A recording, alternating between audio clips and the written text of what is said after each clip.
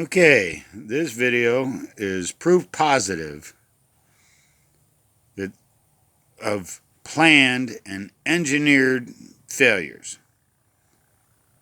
This is how they think. They actually design and engineer things to fail, and here's the proof of it. This is just a little plastic cooler. Everybody's probably seen them. I'm not even going to mention the name brand. Okay? I will give you a hint.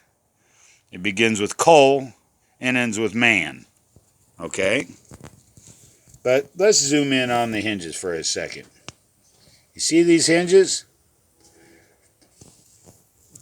It's nothing more than a thin little piece of plastic that, as you keep bending it back and forth, opening and closing the cooler, eventually those thin little plastic pieces are going to fail and break and crack, as you can see that they've done.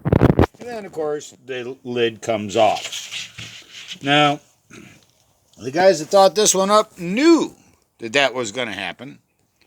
But rather than make a better hinge, they decided to stick with it, knowing that the hinges would fail. So they engineered the lid with this little lip around here, so that when the hinges finally fail, and the lid just falls off the thing, you can flip it upside down, and it will fit perfectly back on the cooler. And now you have a plate holder and 4 cup holders, and a couple of other little cups beside it. I think that's for your hot sauce. One's for hot sauce and one's for barbecue sauce. I think that's what that's for. So, yeah, you see what I'm saying? The only reason why they would have done this is if they knew that eventually the hinges would fail, it would break off, and then you can still flip it upside down, and you got cup holders and a plate holder and a place for your barbecue sauce and hot sauce. And at the same time, you can still flip it over and still use it. Now, they could have done this. They could have made the handle to where when you put the handle up,